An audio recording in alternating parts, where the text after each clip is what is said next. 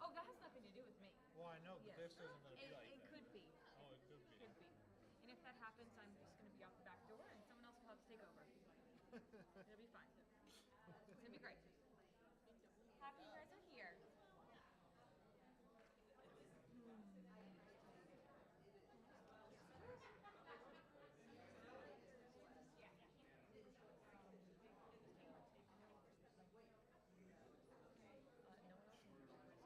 That's right. Not even John. He is.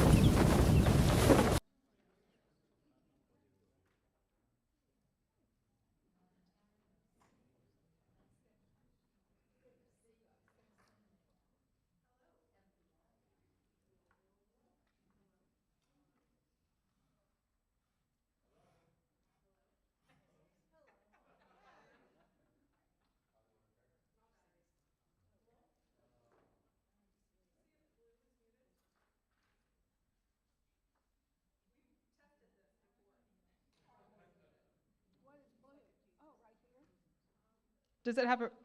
You did it! Hooray, Debbie! Hello and welcome.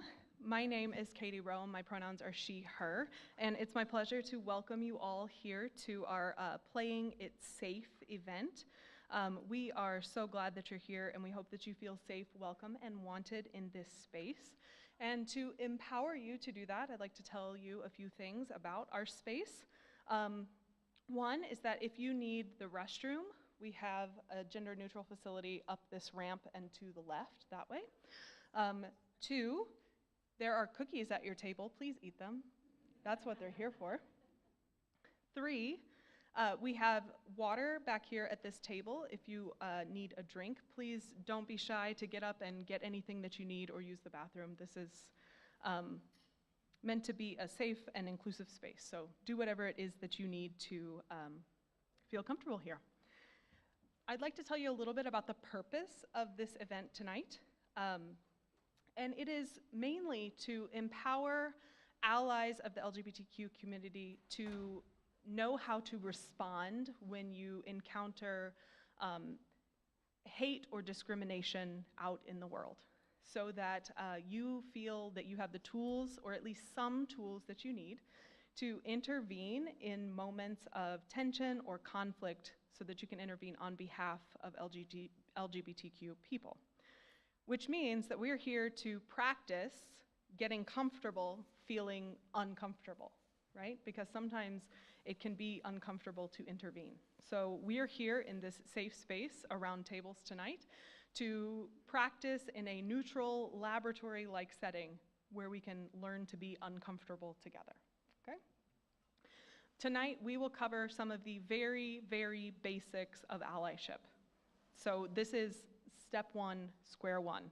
So if you were worried that you wouldn't be prepared for this evening's discussion, you are. You're ready. And if you already know these things and you feel comfortable with these things, great. We would love to hear your voice at your table.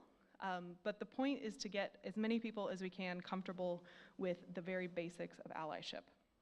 Tonight's event, after I'm finished speaking, will be entirely ally-led and has been developed by allies. The goal of that being that to take the burden off of the LGBTQ community to educate allies of the community. So the folks that you're going to hear presenting after I'm done speaking have done the work themselves, have done the research, have put it together, and have come to present this to educate other allies rather than always relying on queer people to give you the answers for things. So if you are a queer person in this space, you may hear some things that could be hurtful as we talk about different scenarios that happen, but the purpose of this event is to start confronting those things. And so if we don't talk about them and confront them and learn how to handle them, then we won't know what to do when they happen in the real world, especially for ally folks who don't often get that kind of hate or don't feel that. The point is to get you all feeling comfortable confronting uncomfortable things. So some things might be uncomfortable. The other caveat of tonight is if you've been to any of our events before, they've been mostly lecture style or presentation. Tonight we're here to work. So you will be interacting and participating at your table. There will be different scenarios that you'll work on together. It's supposed to be conversational. There is someone at your table that is appointed as the facilitator to help answer questions and kind of lead you through the activities, but it is meant to be a hands-on interactive situation, so don't get too comfortable just sitting around listening, because your time to talk will come. Now I would like to invite the Reverend Debbie Bartley to give an opening prayer, and then we will be on our way.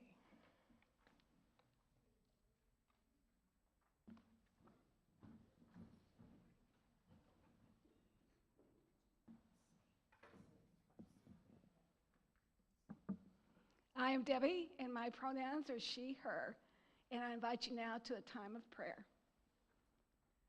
God of all people, we give you thanks for this moment, a moment set aside to teach us all how to grow in love of ourselves, of each other, and of the world.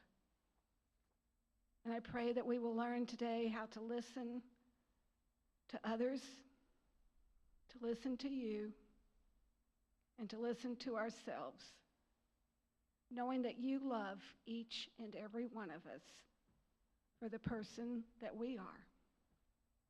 This afternoon, in our uncomfortableness, offer us compassion. In our lack of wondering what to even say, fill us with your words.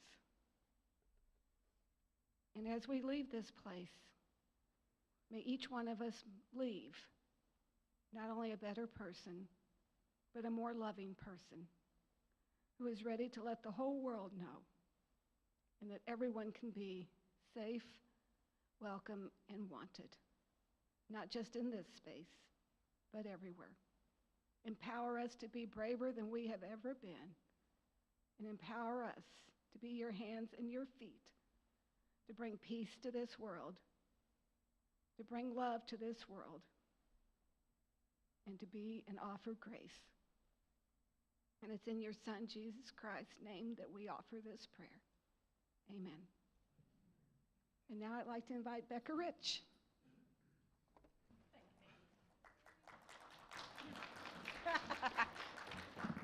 Maybe you're clapping too early. Hello, good afternoon. My name is Becca Rich, and my pronouns are she and her.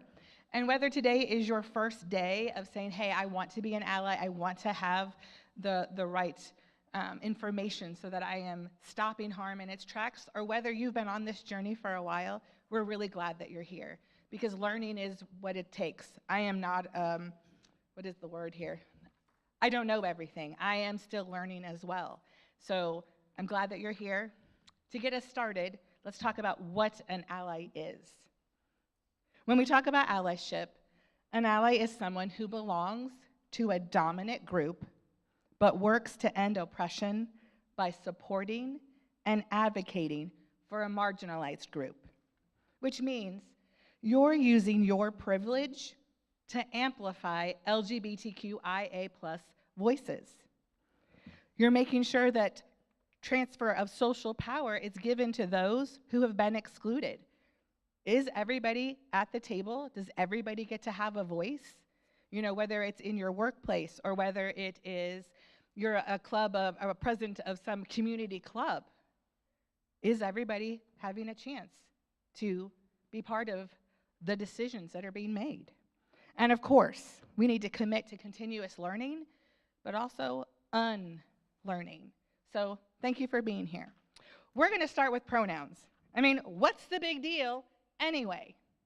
Well, you've now heard 3 people introduce themselves with pronouns, and today might be the first time you've actually heard pronouns so much. Maybe it was uncomfortable. Or maybe you were like, it's really unnecessary. I know that you're a she, her. But the thing is, you can't tell my pronouns by looking at me. That's not how it works. And when we think about why people use other pronouns, it's honestly because they're trying to be authentically themselves. Just imagine that you look into the mirror every morning and you have brown hair, and you know you have brown hair. But when you look into the mirror, you see someone with bright neon green hair, and all of a sudden, It creates this glitch in your brain. You know who you are, but the feedback that you're getting is completely wrong. When we use someone's correct pronouns, we're fixing the mirror. We're confirming that who they are is seen, valid, and real. Allyship is making sure that when a person looks at the world reflects them back accurately, authentically, them. Now, grammar purists would say to you, wait a minute, English has rules.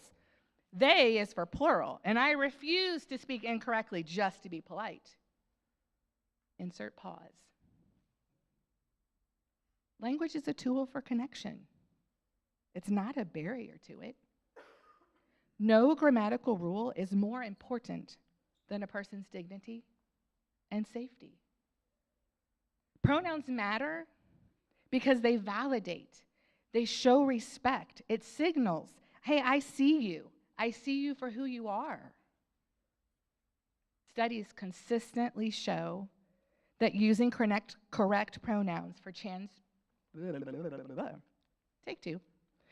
Studies consistently show that using correct pronouns for transgender and non-binary youth significantly reduces the risks of depression and suicide. Think about that for a minute. People worry about a grammar rule, but just by using the correct pronouns, we can reduce the risk of suicide. The name analogy. Okay, let's say your name is Robert, but everybody insists on calling you Susan. You would feel ignored. You would feel disrespected. Pronouns work the same way. But the good news is, you are already experts at using singular they, because we use it whenever a person's gender is unknown. Here's what I mean. I have an appointment with a new specialist today. I hope they are on time because I have to get back to work.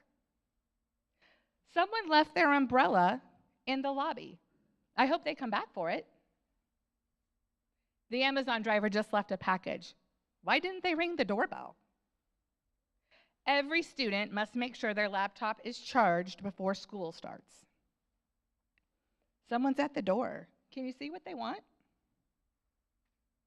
I have a meeting with a new consultant later. I look forward to meeting them.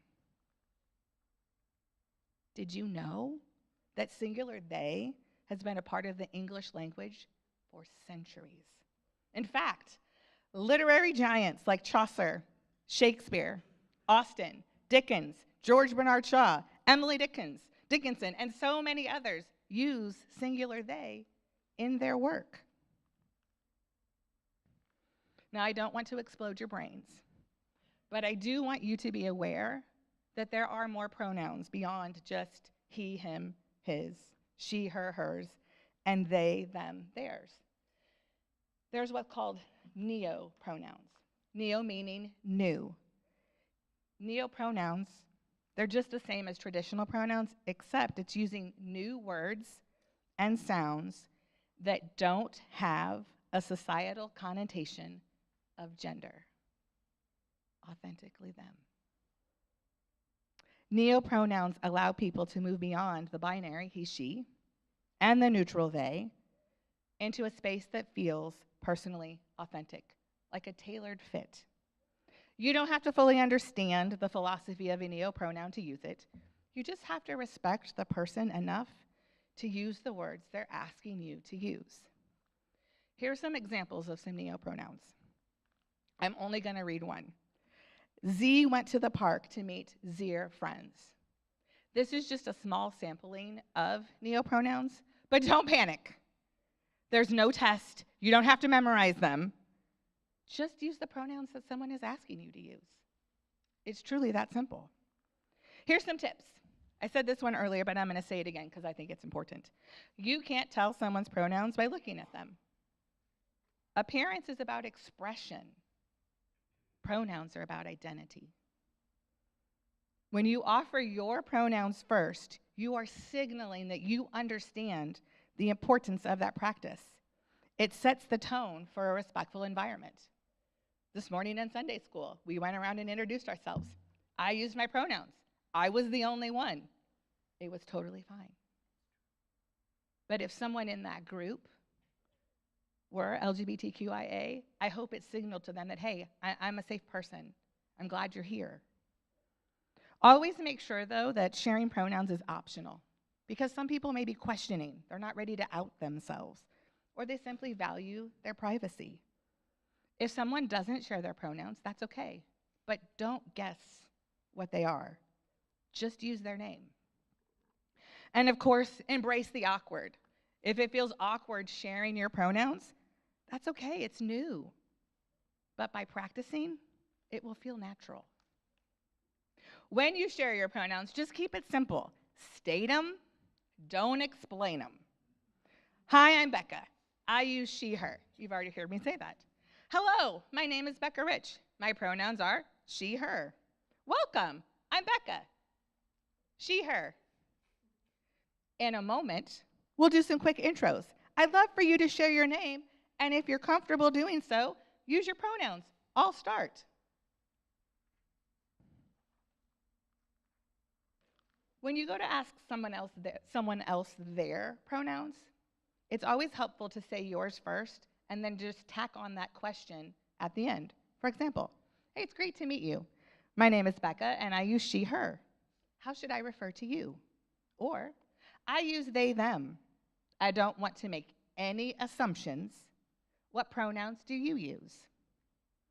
And again, if you're ever in a situation where you aren't sure of someone's pronouns and you don't have the opportunity to ask, use their name. I was talking to Alex earlier, and Alex mentioned that the report is finished. I'll go check with Alex now. And it's okay if you make mistakes. It happens. You're learning something new. But I want you to know this term, misgendering, because when you make a mistake, that's what's happening. You are misgendering someone. But the goal isn't to be perfect. The goal is to be accountable. And here's the golden rule of making a mistake. Acknowledge, correct, and move on. You acknowledge it by saying, I'm sorry, I meant they. And then you finish the sentence that you were going to use. And then move on.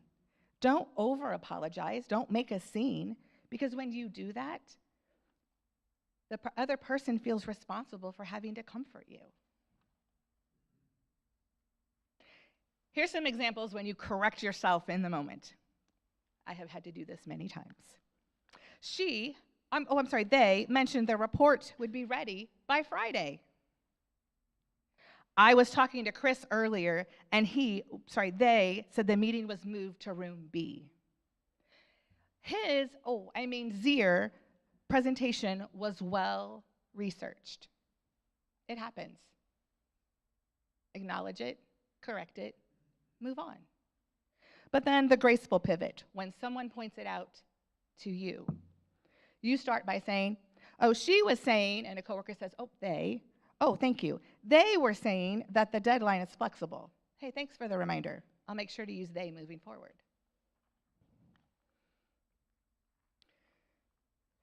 And when someone asks you your pronouns, it's an invitation, not an assumption. They're not trying to say to you, hey, I think you look trans. What they're saying to you is, I value you enough to get your identity correct from the start. Think of it like a professional handshake. We don't do it out of suspicion. We do it because we want to start the interaction on equal footing. And if we only ask people who look queer, well, we're outing them, we're targeting them, isolating them.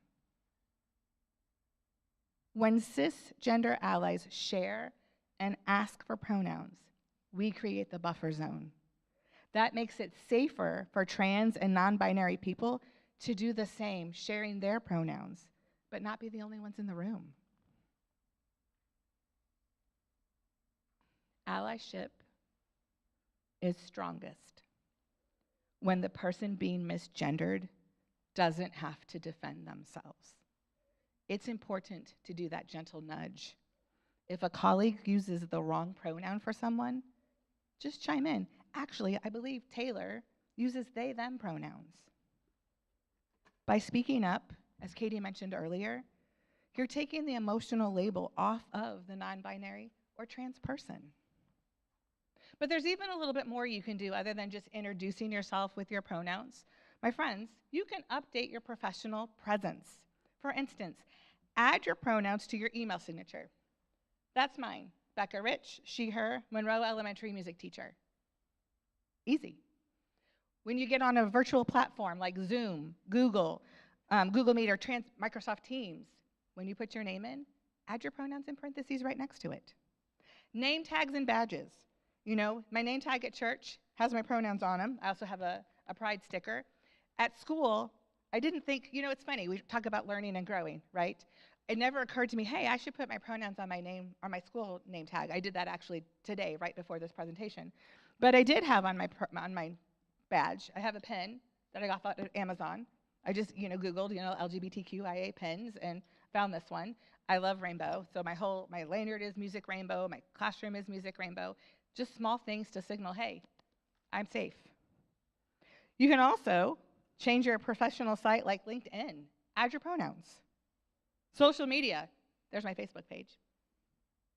And of course, like desk name plates. Simple, small things that you can do that already send the message. Now, every time I send an email to the district, everybody knows my pronouns. And I'm sure that someone I'm sending it to, when they read that, did a sigh of relief, knowing that, hey, someone gets it. Someone understands the importance of this practice. Katie mentioned that, all of us presenting today are allies. But I did look to find a video from someone who is in the LGBTQI community, because I do think it's important that if someone is willing to share their experience, we need to take time and listen to it. So, Katie, will you cue up Jackson Bird, please? Hi, I'm Jackson Bird. I'm a YouTuber and writer from New York City. My pronouns are he, him, his, and I also happen to be a trans guy. Pronouns are words we use to refer to each other or to objects when we aren't using their names. I used one right now. There. That's a pronoun. Most of us just learn about she, her, and he, him as pronouns for individual people, but lots of people use other pronouns like they, them, ze, here, and more. Sometimes people get confused or even upset about these more gender-neutral pronouns as if it's somehow a personal affront on them, but we naturally use singular they, them pronouns without thinking about it. Like, if you saw an abandoned phone at a cafe, you might tell the barista, hey, someone left their phone behind. And according to the Oxford English Dictionary, the singular they pronoun has been in use in the English language since at least the 16th century. For us trans people who have maybe had to work very hard to be seen in the world as the gender that we are, pronouns are particularly powerful. If you're a cisgender person, in other words, someone whose gender aligns with the one you were assigned at birth, just imagine what it would feel like if everyone insisted on referring to you with a different pronoun than the one you use. It's frustrating, it's demeaning, it feels like no one is listening to you or respecting a core part of who you are. And that is why someone's pronouns aren't optional. What they tell you their pronouns are, that's the pronouns you use. They aren't a preference, and they aren't up to you to decide which pronouns to use for someone else. That's something we all get to declare for ourselves. And quick pro tip, even when you're talking about someone in the past tense, maybe telling a story about them before they transitioned, you should still use the name and pronouns they currently use. If you've already exchanged names, you can start the question by saying, hey, by the way, I use he, him pronouns. What about you? It's always good to say your pronouns too, don't just ask theirs, because again, you're making them feel like the odd one out as opposed to welcoming them in. I first started experimenting with he, him pronouns with trusted friends long before I came out publicly, because for me, those pronouns were an important part of my male identity that I wanted to get used to and see if they felt right. A weird thing about pronouns is that even when they do feel right, they can still feel uncomfortable for a while as you get used to them. Like, even if your old pronouns never felt right, you likely did use the same pronouns for many, many years, and change can take time to adjust to. And here's another little secret. at least at the start, we trans people sometimes use the wrong pronoun in our heads for ourselves. Doesn't mean we're not on the right path or not trans or whatever, it just means that brains are weird and it's okay for change to take time. Now, if after all of that you still trip up and say the wrong pronoun, here's what to do. Correct yourself and move on. Don't make a big deal out of it. Plenty of people have brain farts and misspeak all the time, but the more you treat it like a quick slip-up, the more the other person might believe it actually was just a slip-up, and the less likely you are to put them in danger. Hopefully, you won't have to educate them too much, but if they're super lost and you don't feel like being a teacher that day because you don't have to be a teacher every day of your life, maybe point them towards this video, or even my book. I have a book called Sorted: Growing Up, Coming Out, and Finding My Place. All right, so now my friends, we've come to the workshop part of the presentation. It's time to practice. I'm calling this the pronoun exchange. I'm going to give some directions, and then I'm going to set you off to work. The first direction is, I would like for you to turn to your neighbor, make them your partner, and introduce yourself if you're comfortable, and I would encourage you to live in the uncomfortable, and include your pronouns, but also ask them theirs. And then flip-flop, let your neighbor have a chance to start the whole interaction, sharing their name and if they're comfortable pronouns, and then asking for yours. Then part 2 of this is going to be the table moderators have a worksheet for you, and they'll pass those out to you in just a minute. On that worksheet, there are several scenarios with blanks in them. Your job is to read it to your neighbor and insert they, them, or their pronouns as you are reading it to them. Then swap. Let your partner pick another scenario using they, them, their pronouns and practicing out loud to you, and just keep alternating back and forth until time is called. One thing that hasn't been said yet, even when they refers to one person, we still use the verbs are or were. For example, they are coming over versus saying he is coming over. And it's okay if it feels clunky. It's okay if it feels awkward. It's new. That's why we're practicing. When you learn a new language or new software, your brain is building muscle memory. That's how it becomes natural and effortless. So take this time, go for it, introduce yourself, share pronouns, ask your neighbors, and then try out some of those scenarios. And your table moderators are there to help answer questions. So it's your turn. Take it away.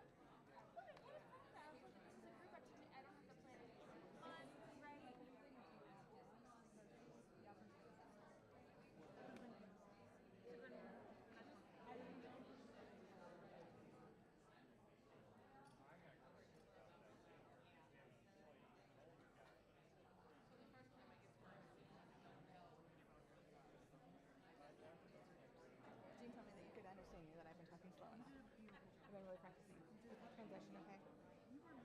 Okay. Awesome. I'm not done yet. I still have 2 more slides to go. Say what?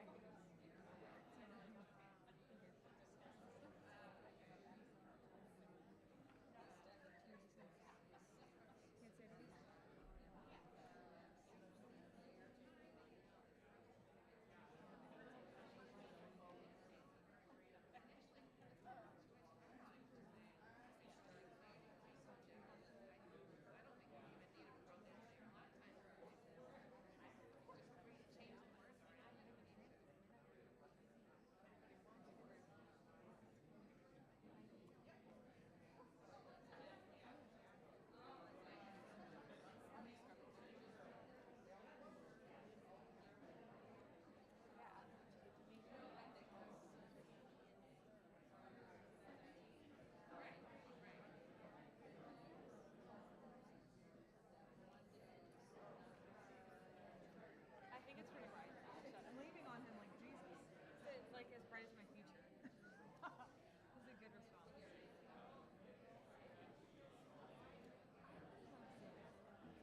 We get along so well. All right, I'm going to kind of bring you back together.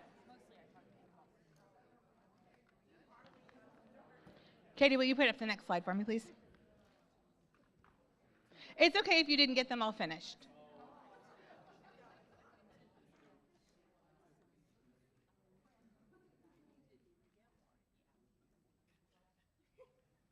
I love it. Everybody came together. I was walking around the room, and my teacher heart was just really excited to hear people practicing and just giving it a try. So thank you for doing that. It's really important that we're taking our awareness and we're putting it into action, like practicing. That worksheet that you have, that is yours to take with you. You may have noticed on the backside that there is an answer key. I also put a neo challenge, and I put in parentheses how to pronounce those particular neo pronouns. So when you start feeling very comfortable with they, them, and theirs, challenge yourself to try some neo pronouns in there. But it's really important that you're practicing because it builds that muscle memory. It reduces your anxiety about making a mistake and then doesn't cause harm. Lead by example. Include your pronouns in your introductions. Change up your digital bios. Signal that you're an ally. Create that safe space for everyone. Ask. Don't guess. My pronouns are she, her. What are yours? Validate the person's identity immediately. And finally, correct others gently. Speak up if you hear someone being misgendered. Create that safe space, that culture for everyone. And the final thought. Language is a bridge. Every time you use someone's correct pronouns, you are making that bridge stronger and ensuring that they can walk across it safely. You are telling that person, I see you. I respect you. You belong here exactly as you are. Let's commit to being bridge builders every single day. Thank you. Next up on our ally journey today, I would like to bring up Pastor Steve Williams.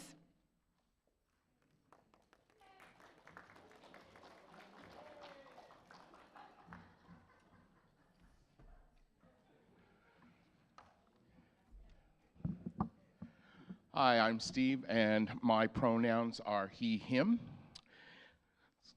Glad to be here today and glad to see everybody here. Sometimes it is easy to recognize hate in human form. Some folks will tell you who they are, oftentimes proudly, by the way they speak and the volume they use when it comes to people of color or the LGBTQIA+ community or women or anybody who isn't them. Slurs, stereotypes, gestures, body language are all recognizable parts of their arsenal of intolerance. But sometimes bigotry and hate aren't quite so obvious. They come wrapped in a cloak of understated comments and compliments that turn out to be not so complimentary. It's prejudice and bias that whispers rather than shouts. It's a poison that tastes very sweet.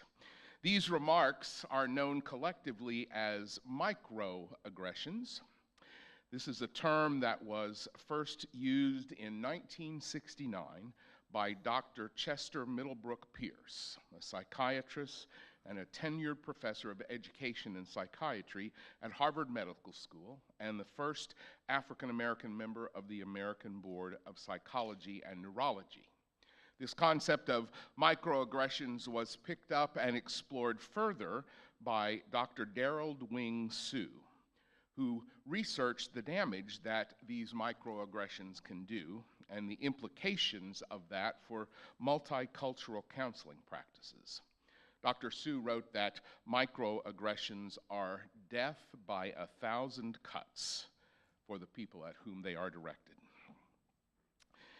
A microaggression is defined as, and hang on because this is a long one, a subtle, everyday, verbal, nonverbal, or environmental slight, insult, or put down that communicates hostile, derogatory, or negative messages toward members of marginalized groups, often unintentionally, conveying messages that they are outsiders or inferior. So what differentiates a microaggression from the more overt and aggressively hateful comments is precisely what makes them difficult to identify and deal with. They are subtle and everyday. They often get overlooked because they are so common at first hearing. They don't sound like a put down.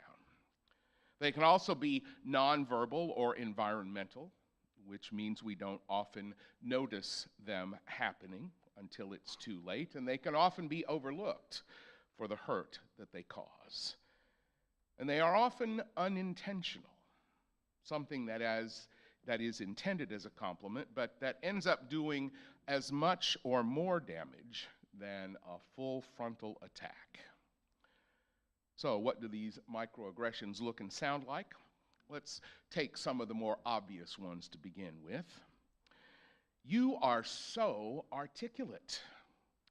That sounds like a compliment, but the hidden message behind it is that for someone of your race or background, it surprises me that you speak so well. If you ask someone who doesn't look like you, where are you from?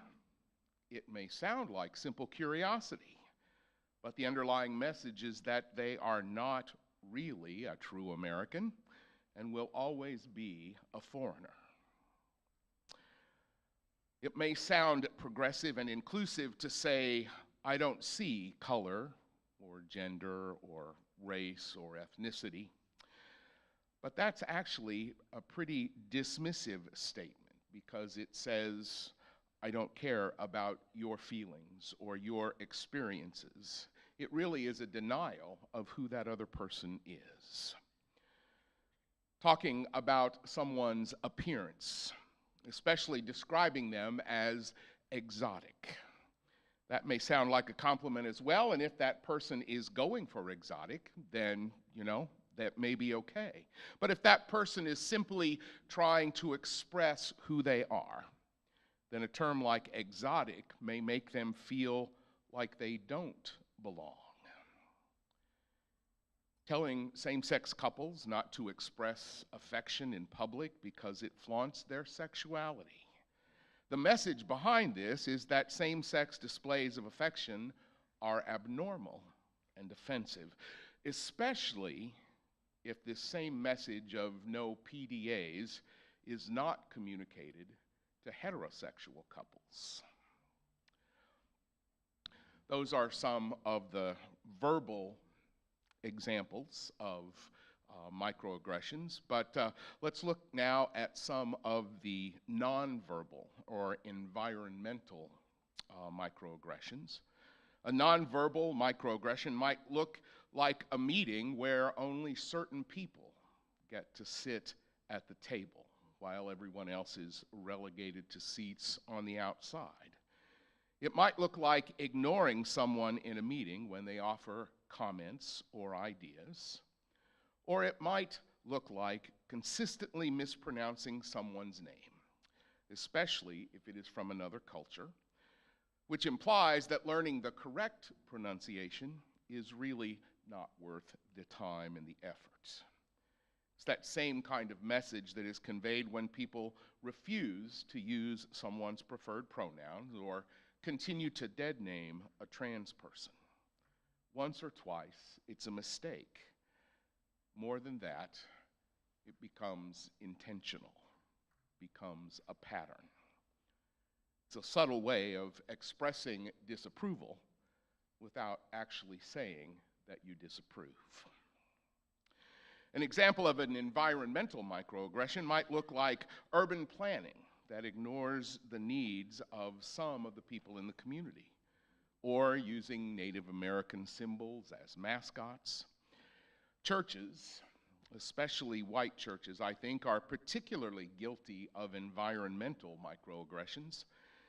Next time you're in a church, look at their decorations. Do they have other pictures of Jesus, or is he always white? Or if the preacher only uses stories of old cis white men as examples, or they say they are welcoming, but only certain people are allowed to be in leadership, or the church only blesses certain people, then there are some microaggressions at work. And now we're into some really murky territory, microaggressions that hide and really need to be looked after. One of those is tokenism. Tokenism is the symbolic, superficial inclusion of individuals from underrepresented or marginalized groups to create an appearance of diversity.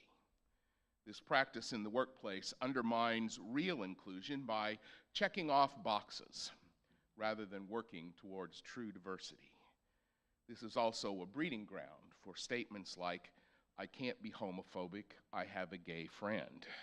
Or, "Well, she's a member of the LGBTQ community, let's ask her what the gays think about this," as though any one member of any community could speak for all of them.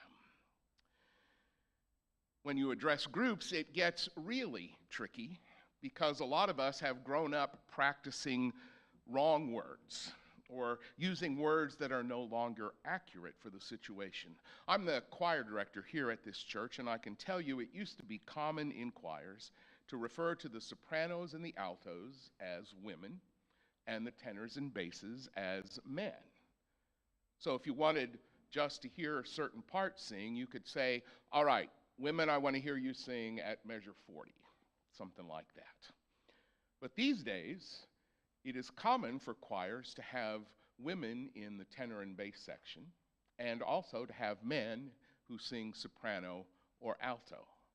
So when you refer to them as just the women or just the men, you leave people out. You don't include everybody. So you may have been in a group where the leader, when calling everybody to attention, uses the catch-all, "Hey, you guys." Even phrases like ladies and gentlemen, boys and girls, brothers and sisters can be exclusive rather than including everyone in the group. The musical La Cage aux Folles neatly avoids some of this, as the main character introduces the show by greeting the audience with, "Welcome, ladies and gentlemen, and those who have yet to decide." However, in most cases, it's probably better to find alternative ways to refer to a group, something more inclusive like friends or assembly. Maybe the Southerners had it right when they coined the term all y'all. The same thing happens when we address individuals. The words of respect that were once drilled into us can be hurtful rather than helpful. Mr., Miss, Ms., Sir, or Ma'am. Unless you've been told which address to use, it's probably better and less harmful just to call that person by name. If you don't know their name and you need to get their attention, well, that's tricky. You can't just shout out, "Hey, you," because that's rude. But our language hasn't quite caught up with the changes that are happening. And that means that there's still more work to do. Now, this is by no means an exhaustive list of the microaggressions that marginalized people have to deal with every day of their lives. But we thought it was important to include a short discussion about them, partly so we could recognize when somebody else is using them, but also to help us recognize when they come out of our own mouths.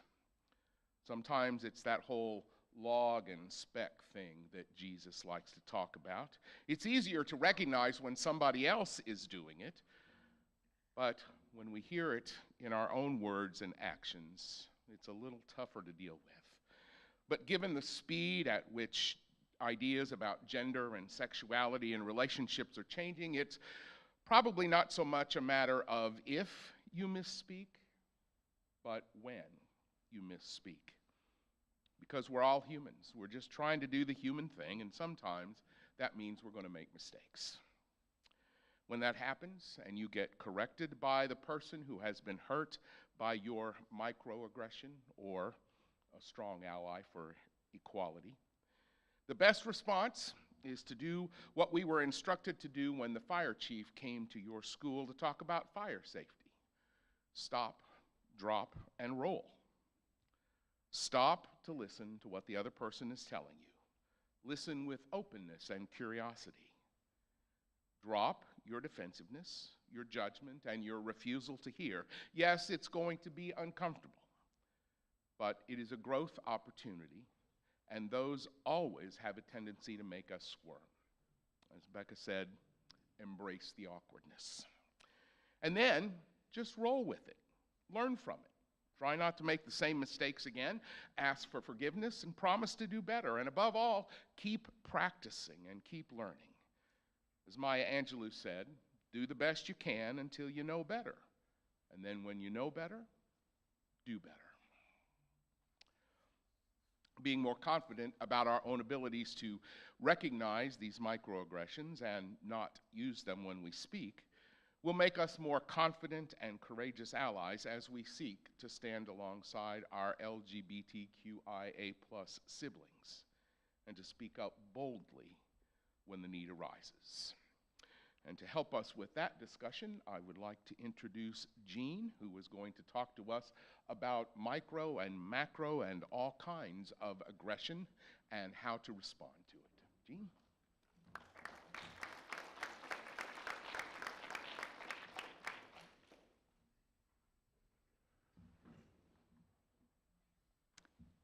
Thank you, Steve, for that explanation about microaggressions. My name is Jean, if you don't know me, and my pronouns are she, her. We know that being an ally requires more than good intentions. It requires speaking up with thoughtful responses when faced with non-inclusive or hurtful comments. Many of us struggle with knowing what to say when we hear them, but staying silent will reinforce harmful behavior. Ultimately, allyship is about courage and commitment to fairness, which we can demonstrate every day in our conversations. One of the most important things we can do if we want to be an active ally is to plan ahead. Hurtful or inappropriate remarks can pop up in any conversation. By anticipating conversations and preparing responses, we can be ready to speak up when needed. Pick a response that sounds natural to you. Practice saying it out loud, because saying it out loud builds confidence. Use a calm, respectful tone. The goal is not to argue or to shame, but to communicate boundaries, to promote respect for LGBTQIA persons, and to create an inclusive environment. The slides that follow are some examples of common microaggressions that our group has identified. Some you may have yourself have heard. Let's take a look at these situations and some possible responses. Remember, these responses are our suggestions.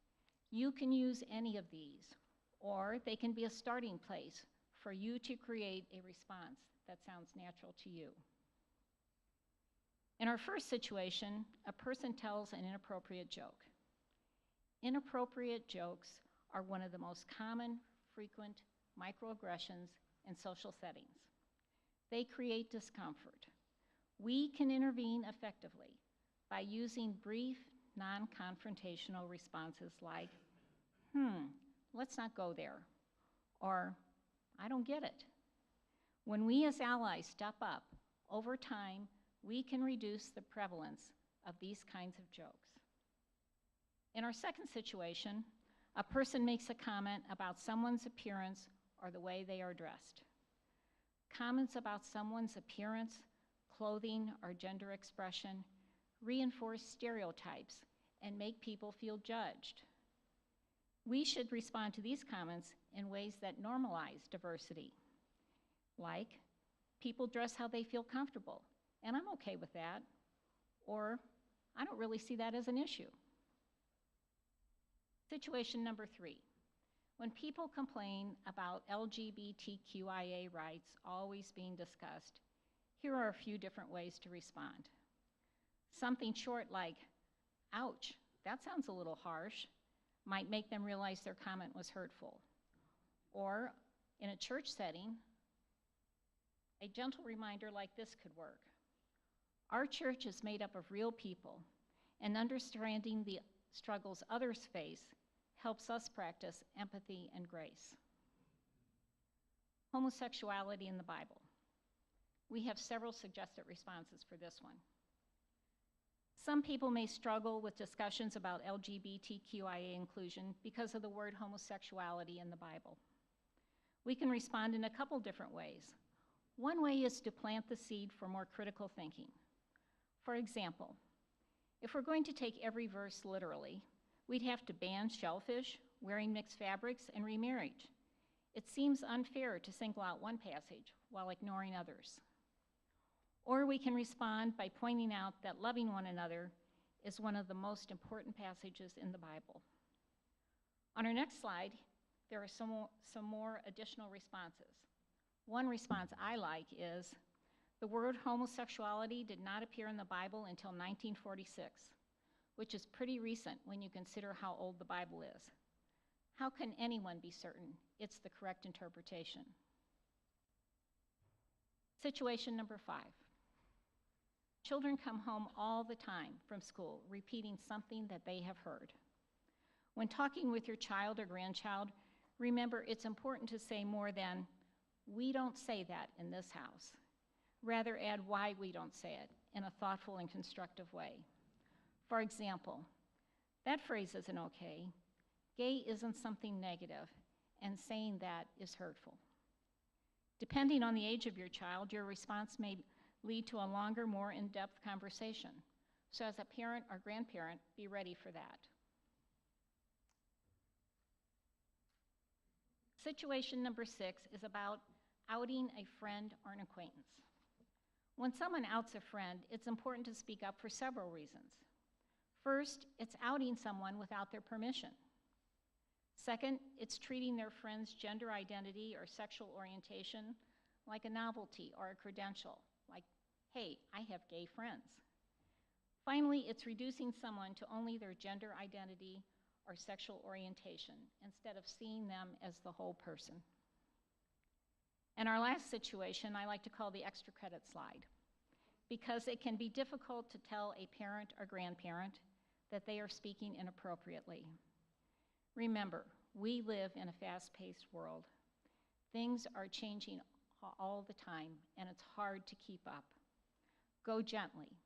Respond with something like, "I know you may not mean harm, but that word is painful and outdated," and then offer the alternative word. The final slide you see here is a quote. "If you call yourself my ally, and the stones being thrown at me aren't hitting you, then you aren't standing close enough." This was shared with us by Ben Green, a recent speaker here and a proud transgender man. I think the question for each of us is, am I standing close enough? Thank you for being willing to learn, to listen, and to step into allyship with intention. Every prepared response, every respectful conversation, every moment of courage helps create a more inclusive community. Together, we can make "everyone belongs here" more than a phrase. We can make it our reality. And now we are going to do a little practice at our tables. So your facilitators will give you the instructions, and we'll do a little practice speaking up to some mock uncomfortable situations, and then we'll come back together for our closing.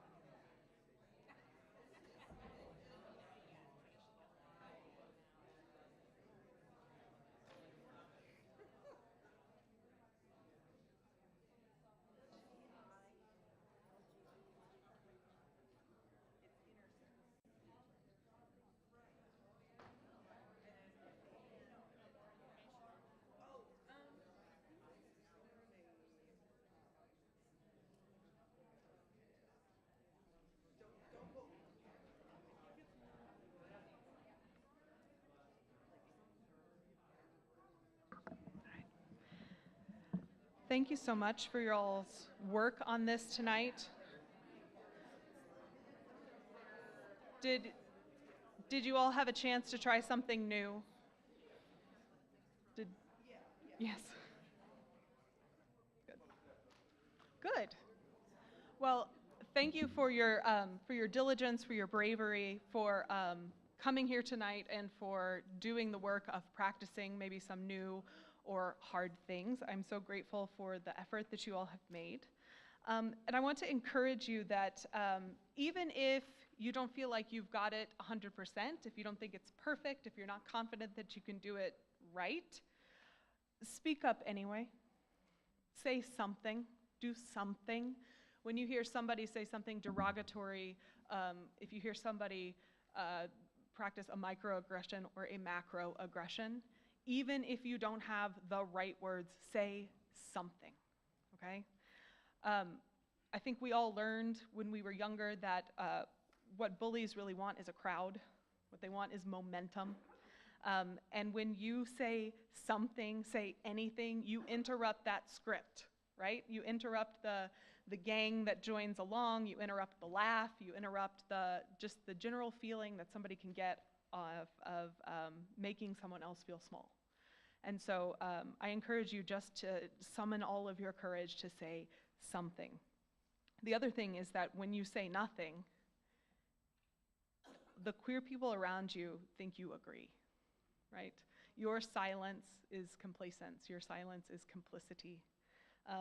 And if you are ever around young people when that's happening, they will absolutely believe that you agree with whatever is being said. And so even if you don't have the right words, if you say something that lets queer people around you, Black and brown people around you, whomever it is around you, know that they are not alone, that you see them, that you're with them, that you understand that this is hurtful, that is deeply impactful. The downside of that is that you might get hurt, right? Your feelings might get hurt. You might feel uncomfortable. You might feel awkward. But that's the part of standing close enough, right? That's the thing of when those stones are being thrown, that you're standing close enough to get hit. You might get hit, and that's part of the deal. But queer people are hit all day, every day, okay? And if you are able to take one or two of those stones for us, that is most helpful, okay? The other thing, and why this matters so much, is that a study in 2019 showed that trans and non-binary youth who had their pronouns respected by all the adults in their household attempted suicide at less than half the rate of folks who did not. Less than half, right? So if you have the power to be an adult who can see and recognize a trans or non-binary kid around you for who they are, that you will respect their pronouns, that you'll respect who they say they are, you could very well help prevent that child from taking their own life or attempting to take their own life. The statistics around acceptance of young people, of queer young people, are astounding. The impact that you can have by just summoning your courage to say a thing, right? Something that for us, for grown people, might not be much, could be the difference in a young person's life. So please practice until you are comfortable enough to say something. That said, there is so much more to do. There's so much more than pronouns and microaggressions. This is the very, very just tip of the iceberg of allyship. So I would encourage you to keep growing, keep learning, watch new things, learn new words, find ways to educate yourself. Don't wait for queer people to educate you. And if you find that you've got all of this down, then find a new way to become uncomfortable, right? Obviously, using the right pronouns is not going to change things. So, well, I mean, it does change things, but the general climate. So there are steps of advocacy and activism that need to happen, right? You can write and call and email your representatives. You can educate your neighbors and friends around you with the things that you've learned tonight. You can share your handouts that you'll get tonight with people around you. This is Allyship for the queer community, for minority community, is more important now than it has ever been, at least in recent history. So I encourage you to show up for people around you, show up at protests, at events, at Pride, and make sure that you're doing the work to educate yourself. To that end, we have lots of opportunities for you to do that. Our Inclusivity Matters group has a resource table where we have resource packets that answer all sorts of questions about what the Bible says about homosexuality, about what do the different colors in the pride flags mean, how to use pronouns, all of these different things. We have packets that have been put together for you over there. Please take one. Our friends from PFLAG are here tonight, and they have so many resources that they would love to share with you. Yes? Please stop over there and get some things to learn. We also have some takeaway sheets that your facilitators will hand out to you or have already handed out to you. They have QR codes to additional resources on them. There are takeaway things, and then there are these little cards that are at your tables that are some little quick references that you can keep in your pocket when you do not know what to say. These are, 4 quick and easy things to say. If you don't have the words, here are some words, okay? So carry them with you, practice them until you've got them, and if you are just really struggling to come up with something, ouch, that was hurtful, is always good, right? That's easy. That lets them know that you didn't like it, and lets queer people around you know that you didn't agree with it, right? And that you see that it's harmful. So if this is really challenging for you, if you're an introverted type person, ouch, that hurt, is a really good low barrier way to get started. And so we have these cards that you can keep with you or pass them around to people or litter them so that they get seen. Whatever it is that you want to do, get comfortable with these things. Just a couple more things. There are surveys that your table facilitators have about this event and what other things you might want to learn from our group. And if you would be so gracious to fill that out for us, we will collect those at the welcome table as you leave. So you can fill those out at your discretion. But one thing that I would like to leave you with is possibly one of the most important things about allyship in this time that we live in is to be visible. Be visible as an ally. Let people see and know that you are an ally, because it is not a very safe time to be a queer person. And the difference that you can make by wearing a pin or putting your pronouns on your name tag or wearing a sweatshirt or whatever it is that you do can make the difference in someone's life, can make the difference in whether or not they feel safe in any given situation, can be tremendously impactful, and it costs you nothing, right? It is so easy. And to facilitate that, we have provided pins. We have pride flags and You're Safe With Me pins at your table. We encourage you to take 1 or 2 or 4 and wear them. Put them somewhere. Put them on your bag, put them on your shirt. Wear them so that people know, because it really does make a difference. And as you all may have seen when you first came in, there is a video that shows just how impactful visibility can be. We're going to watch that one more time, but thank you so much for coming tonight and for doing the work of allyship.